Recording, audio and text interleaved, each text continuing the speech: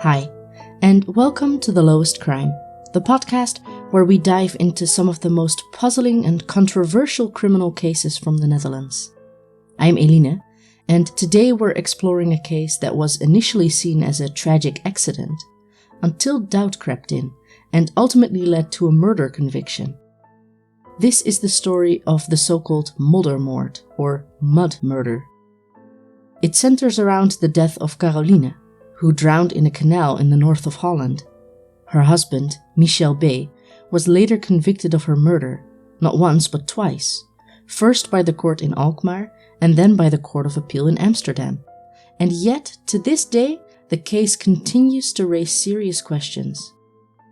Was this truly a planned killing, or was this a tragic accident on a country road, made worse by flawed assumptions, misleading expert testimony, and a human tendency to see a pattern where there may not be one?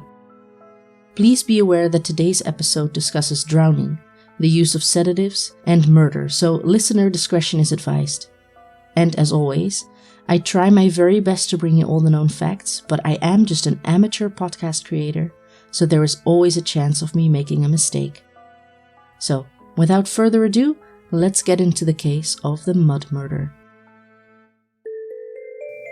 Hi everyone, thank you all so much for listening. I just wanted to break in with a quick update. I won't be able to upload anything for the next little bit. I have just been too busy, sadly, but I'll make sure to upload something new as soon as I can. Thank you all so much for understanding, and let's get back to the episode. Michel and Caroline had been married for 23 years. They had children together and lived a seemingly stable family life in Edam. On Friday, June 9th, 2006, Michel arranged for a babysitter to look after their children so that he and Caroline could enjoy a night out together. This was Michel's initiative. He had proposed the spontaneous outing to reconnect with Caroline. That evening, they left home around 11 p.m. Michel drove in their family car, a Renault Laguna, towards Amsterdam. Their destination, the Holland Casino, a popular nightlife activity near Leidseplein. Michel stated that they had no specific plans and the casino was simply chosen on impulse. Surveillance footage showed their arrival at the casino. They're seen entering the building at 12:13 a.m. on June 10th. Caroline was wearing a light-colored outfit, and Michel wore a dark jacket. They spent about 2 hours inside, with later surveillance footage showing them leaving the premises together around 2:22 a.m. They returned to the parking garage and drove off. According to Michel, Caroline then proposed a detour to Michel's workplace, the Drukkerij Koopmans printing company in Purmerend, because she wanted to have sex there, something it turns out that they had done before.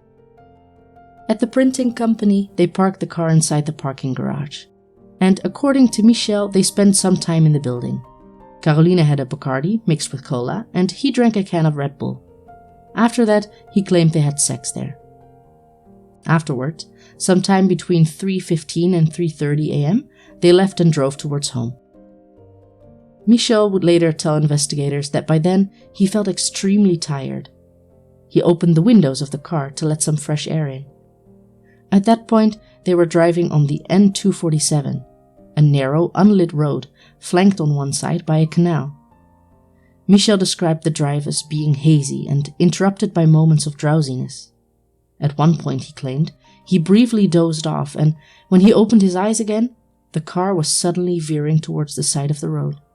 He tried with all his might to correct the steering, but the vehicle ended up crashing into the canal. This is where the night takes a tragic turn. As the car crashed into the canal, it became partially submerged and the water started coming in. Michel claimed that Caroline seemed confused or dazed, so in panic, while the water kept coming in, he unbuckled her seatbelt. When he realized that he could not open the doors, he pushed her out of the passenger side window. Immediately after that, he followed, on his stomach, head first out the same window. He said he did not fully go underwater, so he only got wet up to his chest. Once out, he immediately looked for Caroline, but she never resurfaced. He couldn't find her anywhere.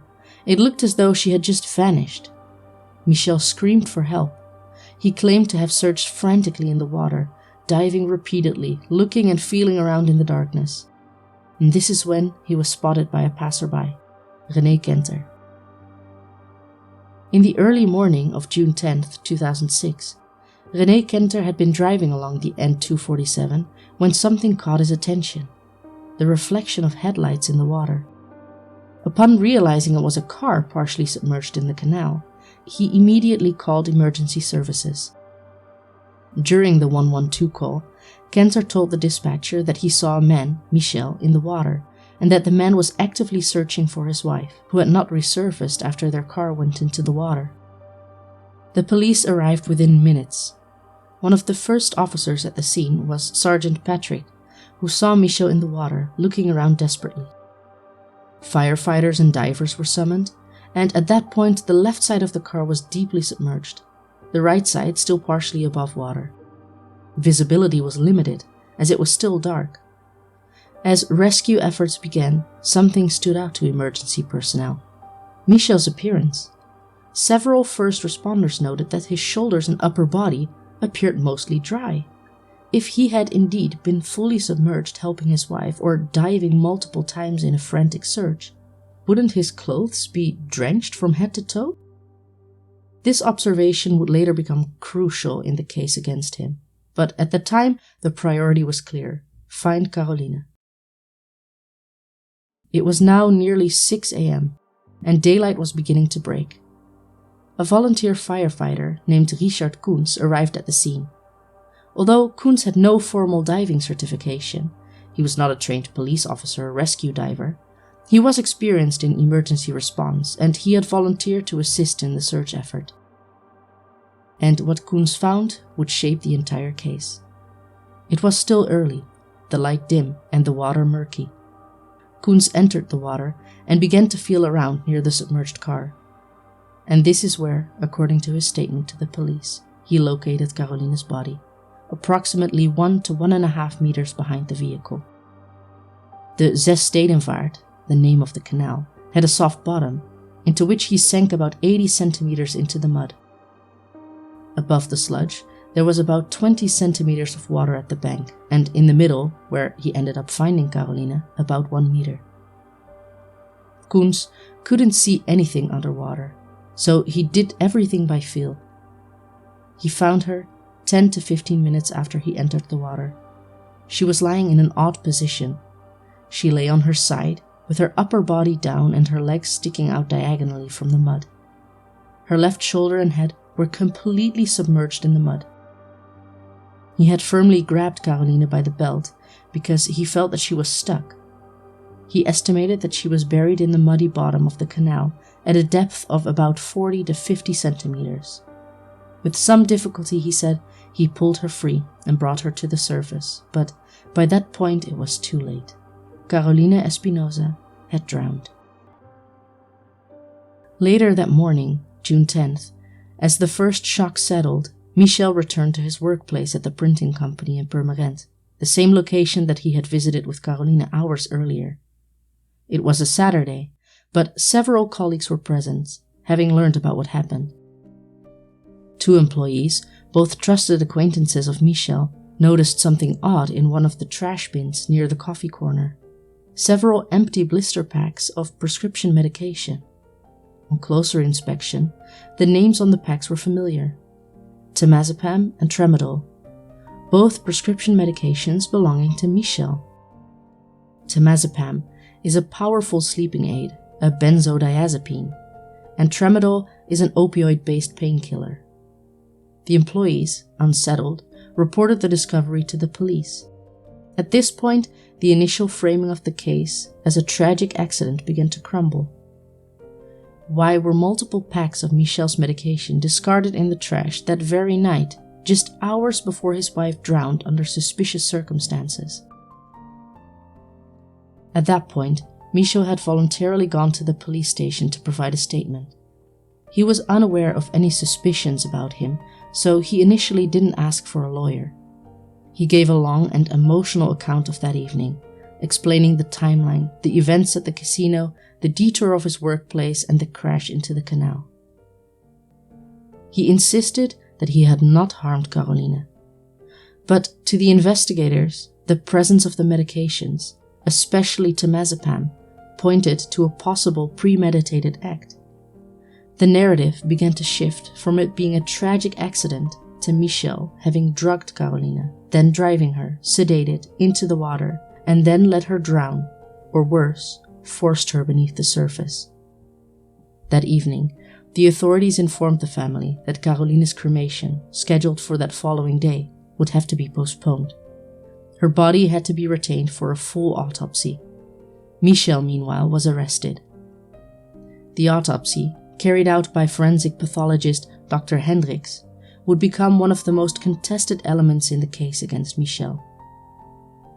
Dr. Hendricks determined that the cause of death was drowning. His conclusion was primarily based on the presence of water deep within Caroline's airway. There was also sediment, particles of mud, in her lungs. These findings strongly suggested that Caroline had still been alive when she entered the water and took at least a few breaths before losing consciousness. But when the toxicology report came in, the investigators turned their attention to something else: the presence of medication in her blood. Caroline's toxicology screen indeed showed that the sleep aid temazepam was present in her stomach and blood, and in addition to that, a low concentration of the tranquilizer oxazepam was found in her blood. To investigators and prosecutors, the implication was clear.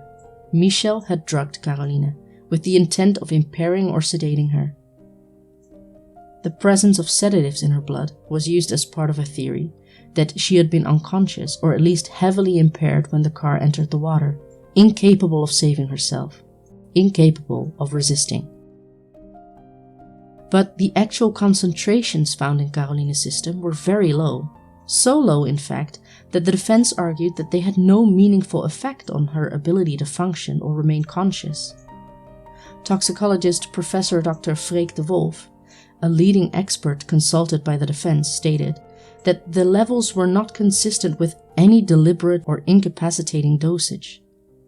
He noted that Caroline may have taken 1 or 2 pills voluntarily earlier in the evening, possibly even hours before she drowned. Michel would later state that Caroline occasionally took some of his sleep medication. She had a history of insomnia and sometimes used temazepam to sleep, though she didn't have a prescription of her own. Importantly, she had not been prescribed any benzodiazepines in recent months. There was no way to prove or disprove that she had taken the medication herself that night. The defense also pointed to the complete absence of alcohol in Caroline's system, although Michel mentioned that she had drank a Bacardi Cola at the printing company earlier that evening. No ethanol was found in her blood. This discrepancy raised further questions. Did Caroline refuse the drink? Had she only taken a sip, or was Michel lying altogether? The forensic report could not provide any answers. But based on these findings, no matter how conflicting, the prosecution built its case around the assumption that Caroline was sedated at the time of her death, and that Michel had administered the sedatives as part of a plan. Whether the drugs in her system were self-administered, recreational, or accidental, those questions would remain unsolved. But that was not the only inconsistency in this case, not even close. Kenter, the person who first contacted emergency services, had on his call originally said that Michel was in the water actively looking for his wife. During a later police interview, however, Kenter said that Michel didn't appear to be looking for Caroline at all. According to him, Michel had climbed out of the water, stood on the bank and lit a cigarette, and even asked him for a light. He also claimed that Michel didn't go back into the water until the police arrived, and even then didn't submerge his head or seem to seriously be searching. But there's a clear contradiction here. The 112 call, recorded at the time of the incident, contradicts Kenter's later recollection. In the call, he explicitly says a man is looking in the water for his wife. The real-time observation didn't align with the account that he gave later, raising questions about how accurately his memory reflected what actually happened. And then, there is probably the most important inconsistency in the case, and it has to do with how deep Caroline was buried in the mud when she was found. and this is where Richard Koen's statement comes in. Initially, volunteer fighter Richard Koen's involvement in the case was supposed to begin and end at the rescue in the canal, but his role soon grew disproportionately large. Though not a certified police diver, Koens had agreed to go into the water around 6 a.m. to help locate Caroline's body. And his first-hand account of what he found was a major piece of evidence used to suggest foul play. Koens had initially told police that he found Caroline about 1 to 1.5 meters behind the submerged car. Most importantly, he claimed that her body was buried deep within the mud, at least 40 to 50 centimeters down. He described having to dig through the mud with his arms to free her. He remembered seeing only her legs protruding out of the muddy surface, suggesting her upper body was fully buried. This first version already raised questions. Was it even possible for a body to sink that deeply into soft canal sediment, passively or without external force? And just in an hour or two? But this was not the only version of the story. In another statement, Koens said that Caroline was at a depth of about 30 centimeters. In another, he claimed that she was deeper. In one telling, he found her near the right rear tire. In another, more towards the side. In one version, her legs were sticking out of the mud. In another, her entire body was hidden beneath the surface. He later drew diagrams for the police to explain the positioning, but those too varied in accuracy and clarity. Despite these inconsistencies, Koens' recollections, particularly about how deeply Caroline was buried in the mud, became the cornerstone of the prosecution's case. Everything relied on Koens' memory, and that memory shifted. Koens had also stated that the mud had sucked her body down and that he struggled to pull her out. But this too was contested by a second firefighter who helped lift her body out of the water and onto the canal's edge. The second rescuer reported that it did not require much strength to pull Caroline out. So, which version was correct? Despite all of these discrepancies, Koens' testimony about Caroline being buried deeply in the mud became central to the expert analysis that followed. Soil specialists would later treat this estimation of 40 to 50 centimeters deep as fact. But at no point was it corroborated by any independent measurement or external witness. Making things even more complex was the fact that there were no photographs taken of Caroline's position when she was found, likely due to the fact that it was assumed to be an accident. No markers were placed, and the site wasn't cordoned off for forensic reconstruction. In fact, within hours the location had returned into a state of normalcy. Crucial evidence, such as the exact depth or orientation of her body, was lost forever. In the courtroom, Koens' conflicting statements were acknowledged, but not dismissed. The court accepted the interpretation most damning to Michel, that Caroline was unnaturally deep in the mud and must have been pushed down with force.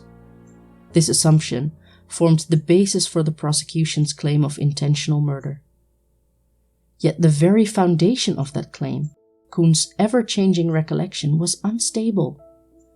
With the diver's claim that Caroline had been found buried 40 to 50 centimeters deep in the mud, the public prosecutor's office sought confirmation from two soil experts, Frans Molenkamp and Gerard de Lange. These men were tasked with determining whether such deep burial was even possible through natural means, or whether it indicated external force. The experts conducted a site visit, during which they studied the canal's soil conditions. Based largely on Koens' recollection, they concluded that the depth in which Caroline was allegedly found was indeed too great to be the result of passive sinking. Their opinion, a body, even one that is limp and submerged, could not naturally descend so deeply into the mud unless someone applied pressure. This conclusion became central to the prosecution's theory of murder. If Caroline had been pushed down, and if Michel was the only other person present, then it followed in their view that Michel had murdered his wife by forcing her into the mud and holding her there. But there was a problem. The foundation of this theory rested entirely on the diver's recollection, which had varied multiple times. Koens had offered different depths ranging from 30 centimeters to over 50, different locations behind the car, and conflicting accounts of her positioning in the mud. No measuring instrument had been used, no photos had been taken, and crucially, no second diver had verified his claims. But despite all this, the soil expert treated the maximum estimated depth of 40 to 50 centimeters as an established fact. And moreover, the defense request to conduct their own counter-investigation, including independent soil analyses and underwater reconstruction, was denied. This refusal raised serious questions among legal observers and would later be cited as a significant procedural flaw. If a conviction hinges on expert interpretation of a diver's memory, how can that interpretation be trusted without scientific verification? There were alternative explanations that were never fully explored. For instance, could the suction of the mud, particularly after the agitation of the water caused by a sinking car, have contributed to a body descending more deeply? Could the positioning of the body have changed over time before being found? These questions all remained unanswered. In fact, even within their own reports, the soil experts acknowledged the limits of their data. They had not reconstructed the position. They had not tested whether a human body could, under specific conditions, end up that deeply passively. Yet, these limitations were downplayed in court. In the end, the prosecution leaned heavily on this soil report to support the theory of intentional murder, and both the lower court and the appeal court accepted it. As the investigation into Caroline's death unfolded, a new element entered the case. Michel had had an extramarital relationship with a woman named Daisy. According to the police, this relationship, though not a secret, was serious enough to serve as a potential motive for murder. Daisy was younger than Michel and had known about Caroline. In interviews, Daisy described Michel as an affectionate and never a violent man. She also emphasized that there had not been specific discussions about a future together in the immediate term. Still, the prosecution framed Michel's affair as a possible incentive to remove Caroline from his life. Michel admitted to the affair. He also admitted that Caroline had known about it for some time and that the two had discussed their troubled marriage. According to the statement, their night out was partly meant as a gesture of reconciliation. But the affair, combined with the sedatives and the depth that Caroline was buried in the mud, gave prosecutors what they needed to construct a motive. Michel was unhappy in his marriage, wanted to be with Daisy, and saw an opportunity that night to stage Caroline's death as an accident. Yet, there were inconsistencies in this narrative. Daisy testified that she never pressured Michel into leaving Caroline and had no reason to believe that he would harm his wife. She claimed that she had no plans to move in with Michel or start a new life together immediately. Their relationship, while emotional and romantic, was not in a state of escalation that would support a premeditated murder scenario. Furthermore, Michel had no prior criminal record, no history of aggression, and no financial incentives to kill Caroline. In fact, Caroline had been struggling with depression and, according to several witnesses, had previously exhibited suicidal tendencies. This context raised a difficult and emotionally charged question. Could her death have been a tragic result of her own actions? Michel's defense argued that his behavior after the crash, calling for help, diving into the water, alerting others, was not consistent with a calculated murderer.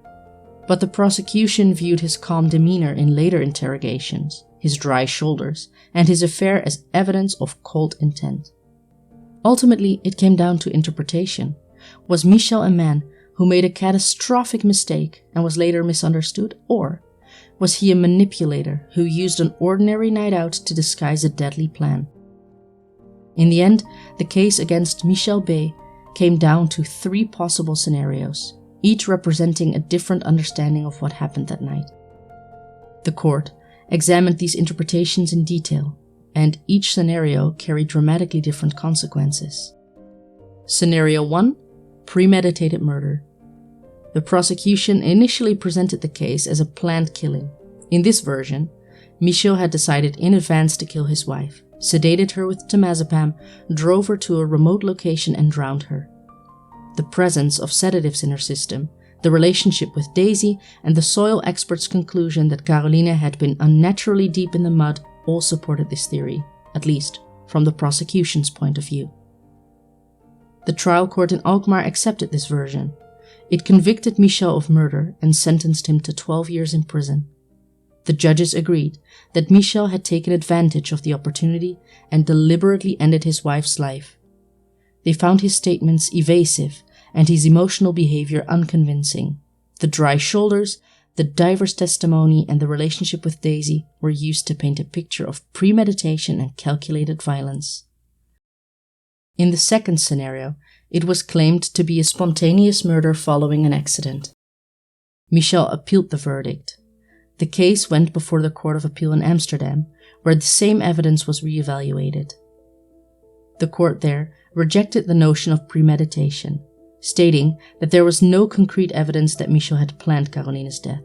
However, they proposed a different interpretation, that the car did go into the water by accident, but Michel, seeing an opportunity, made the decision in that moment to kill Caroline by holding her underwater. This scenario too was speculative. There were no signs of physical violence on Caroline's body. The sedative concentrations were low. The diver's testimony was inconsistent, but nevertheless, the court deemed it plausible enough. Michel's conviction was upheld, though the grounds were altered. His sentence remained 12 years. But then there's the third scenario, and the one that Michel had always maintained, that it was just a tragic accident. He was drowsy, fell asleep, and the car veered off the road. Caroline may have been dazed or panicked, she may have struggled to get out, she may have been partially sedated or simply overwhelmed by the darkness and confusion of the submerged vehicle. And in this version, Michel did all he could to save her, but failed. This scenario was supported by some forensic evidence. Caroline had no injuries, the medication in her system was at low concentration, and witnesses said that Michel was soaking wet from the waist down and clearly panicking. He called for help. He searched the water. He made no attempt to flee. He gave multiple statements to police, but this interpretation was not accepted by the courts. Ultimately, the Dutch justice system rejected both the premeditation theory and the accident theory, settling instead on the middle scenario, a spontaneous, opportunistic killing.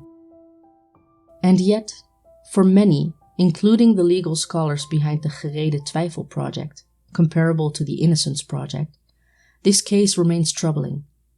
It raises deep questions about the role of interpretation, the weight of incomplete forensic findings, and how human memory, like that of diver Richard Koens, can be elevated to hard fact without sufficient scrutiny. The mud murder case is, in its core, a story about doubt, about how a night meant to bring two people closer together ended in a death, suspicion, and, ultimately, imprisonment. What do you think really happened that night? Was it an accident or was it something more? If you found this an interesting episode, please consider leaving a comment or subscribing to the podcast, or share it with a friend. You can find any images related to the case on the Lowest Crime Instagram account. Thank you all so much for listening, and I look forward to seeing you in the next one.